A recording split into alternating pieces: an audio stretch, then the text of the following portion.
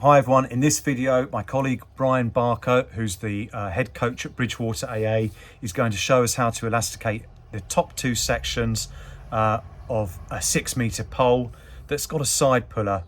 So in this video showing you how to elasticate a pole.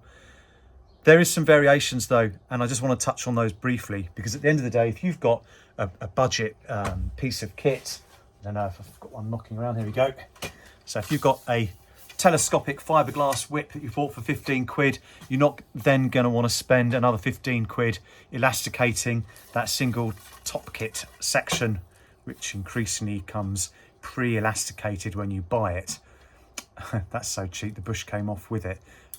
But yeah, so I just want to talk about other ways of elasticating poles outside of what Brian's going to show you in a minute. But if you're wanting to learn how to elasticate a top kit using a side puller, you might want to scroll on. So in this telescopic whip, that's the top kit. I've only elasticated that much, probably what, 2 foot?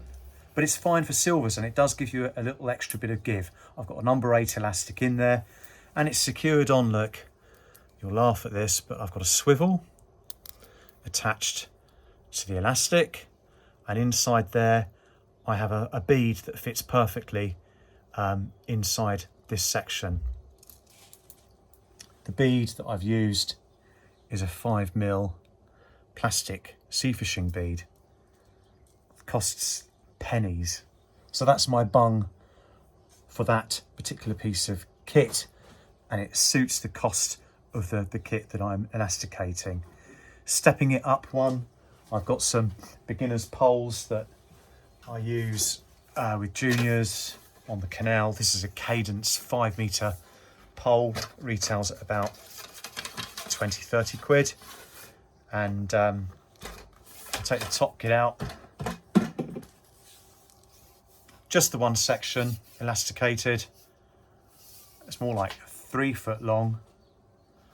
And the bung that I'm using inside there, a little bit more pricey. It is a Stenfo internal bung, which you cut back. There, it started off about here, and you cut back to the right size so that it fits inside the top kit. But you need to cut it back so that it goes sufficiently inside that you can put 2 pieces together if it's take apart. Don't have it so far back that when you put the 2 pieces together there's no room. It needs to be quite far up. Not so far up that you can't get it back, because there's a device that comes with these to take them out, which I'll talk about again in a little bit more detail later. Now, there's loads of different types of bungs. There's these cheap ones you can get on Temu and eBay. Pennies. For my own pole, it's not a side puller, but I do use puller bungs, and with multiple top kits, you need multiple ones of these, and at 5 quid a pop, that's just for the bungs. You then got to buy the connectors and the elastic. It can soon add up, and what I'm trying to get at really is just that if you going to elasticate your pole, use components that suit the cost of that pole. I'm not sponsored, but without a doubt the best margin pole I've seen out there is the Preston Innovations margin pole. It's about £160 I think for the shorter version. But there's stuff like the white knuckle, midi white knuckle, which retail at about £60. And these have become really popular bits of kit for fishing on commercial day ticket waters, because they're so simple to use compared to a conventional rod and reel. The rigs you can buy ready made up, so you don't need to have all that technical skill in how to tackle up that you would need if you were using a feeder rod or waggler rod.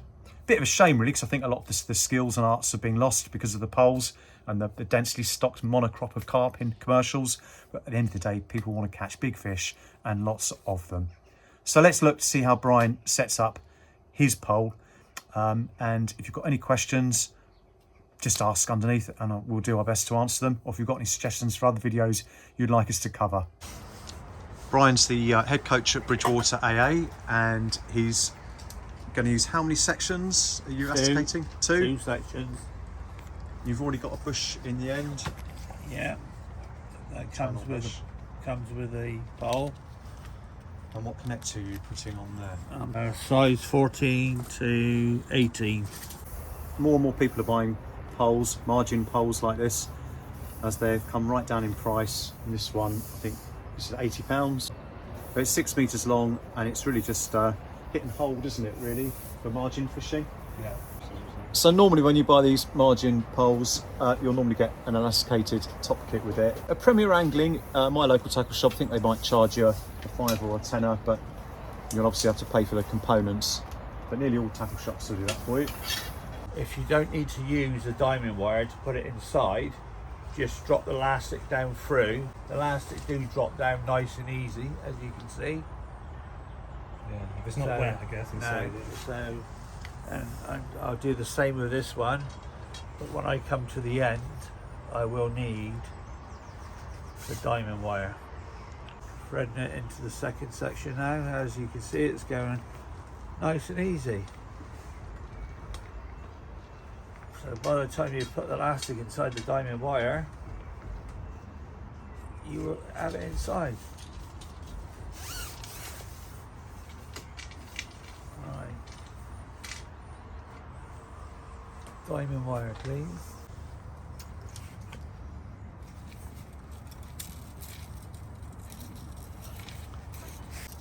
Nearly all poles have got side pillars now, haven't they? Yeah, I don't like side pullers, and I don't like no pullers at all, really. I'm the old-fashioned. I prefer let the elastic do the work.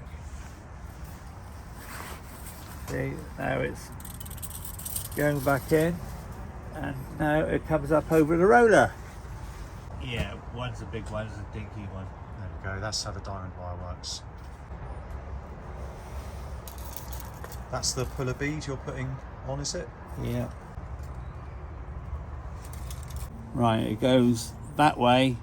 So when you tie your knot tight to the pole section, yeah, I'll slide it down to the pole section. When you tie your knot goes inside there. Gotcha. Thank you. So, that's a bit quite, it's a bit loose. Yeah, this is the bit people worry about lots, isn't it? How how much tension to put onto it. Yeah, exactly, You'll see Brian's looking at the end of the poles, watching the tip on that connector. What I would like to do, without any pressure on the pole, I would like to pick it up by the stonefo area, and that's what I would like to come out that length when it's tied up. Is that about 10 centimetres? Yeah, so it's not too much under pressure. Yeah. So years ago, we used to tie them on our garden fence, the elastic, and walk back and pre-stretch it. Yeah, right. Yeah. Do you think there's a huge difference in the quality of elastics that are available on the market? Because you can get them very cheap, can't you, the solid elastics? Yeah, solid elastics is all right for quite big fish, but I'm not a great fan of. My best elastics is Browning. And I got a load of Browning, but Browning's gone now, and I love the Browning white.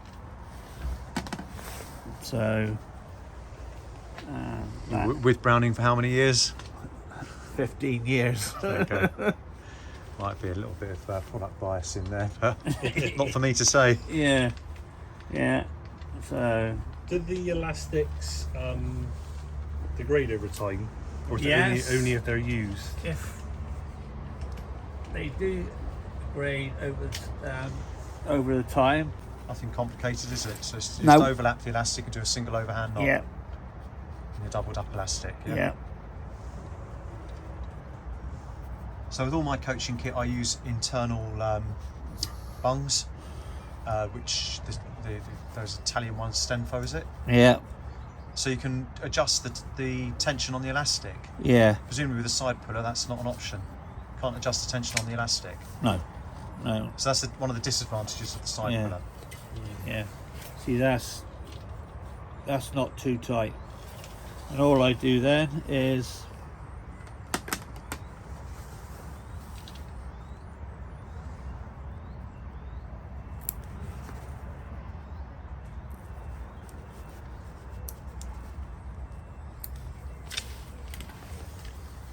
So better off too tight. Sorry, better off too loose than too tight. Yeah. You can always shorten it, can't you? Yeah, you can. So you got, see, you got a bit of slack out. That's just the weight of the top kit. Yeah. So that is perfect, Andrew. Right, thank you very much. Yeah. Cool. Right, when I break the top kit down, you can use two ways. Is I call them horseshoes. Just put the elastic there.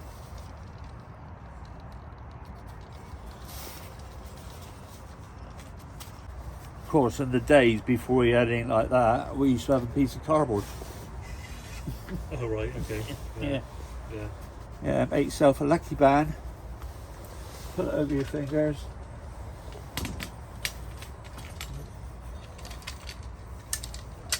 And that stops it from moving. And as you can see, it's dropped. That often happens, doesn't it? Yeah. Right, so side pullers have become really fashionable, haven't they? And I Yeah. was just talking to Brian. Apparently, he doesn't use the side bung. He uses No. the bung, internal bung side there. Yeah. That goes inside the pole. And you were saying that one of the leading Top match anglers, anglers- Matt Hall. He's the first bloke to ever win Fishermania twice.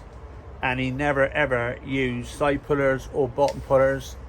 He just had the internal bung and he preferred the elastic to do its job.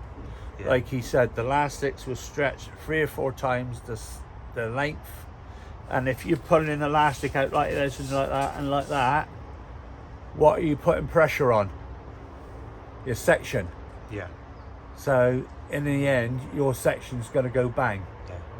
And it So- does, doesn't it? It happens. It does happen because people go like this, like that. I've so seen how them much wrapping it you'll around. today? I've seen it people wrapping the elastic around their arms Yeah, as well, around their arms as well. Yeah, which just maxes the elastic out. Yeah, Puts a lot more pressure on that Yeah, hook point as well, which presumably could bend out. yeah. Then they go back in the shop and said, "I've just broke my top 2 or top 3 kit by doing something stupid." If you're going to use these, do it a little bit at a time, not gert pulls. You see him doing it like that. I'd rather do little pulls. Little pulls, yeah. Do it, yeah. So, and it'll look after the joint better, the section better, yeah. And this is a good quality section.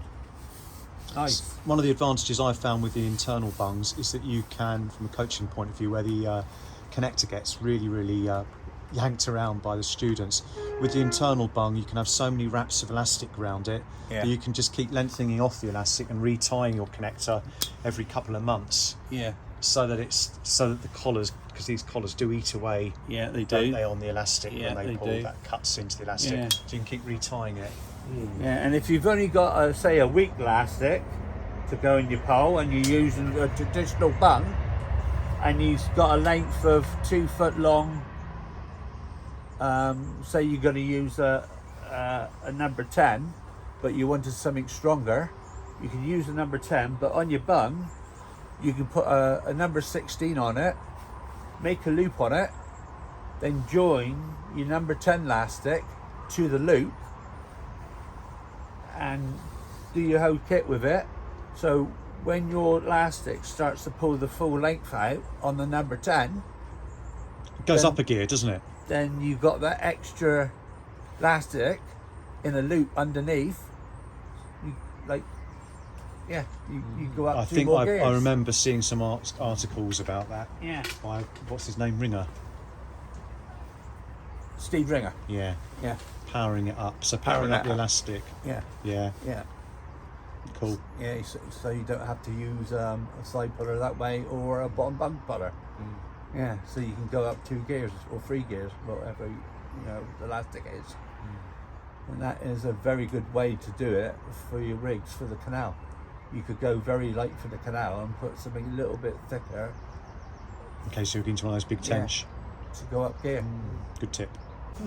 Yeah.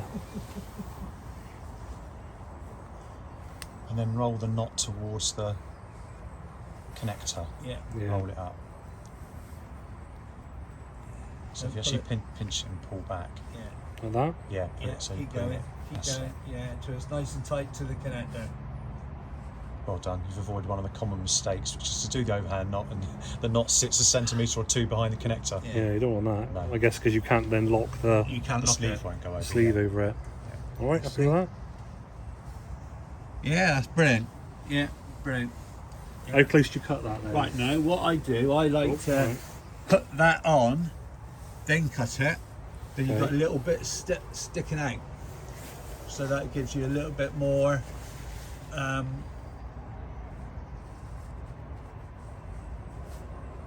Like that.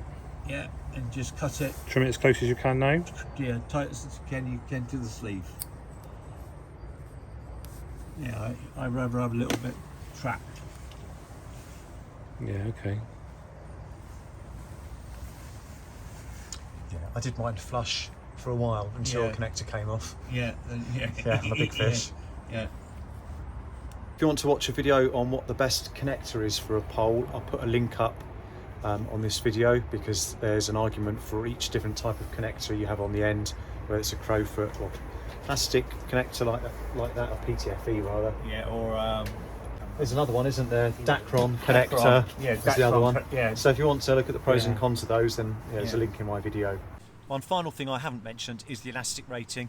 They've chosen 12 to 14 hollow elastic, which is perfect for all-round fishing because it's strong enough to stop carp, and it's also supple enough to be able to land those skimmer bream and roach. So if you're wondering what elastic rating to go for, 12 to 14 is ideal as an all-rounder. Okay, so just to show you the other alternative way of elasticating top kits, this is an internal bung. It's tied off on this winder. I've just done a loop knot and pushed it over the top, and I can do a few wraps of elastic round it to increase or decrease the amount of tension that I want this elastic to be under.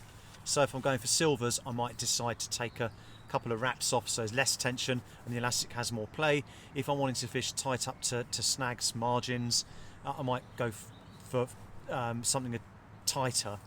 Either way, I can put this back in, and I can leave this in and use this as a puller if I want to, or you can take it out and just play off the elastic.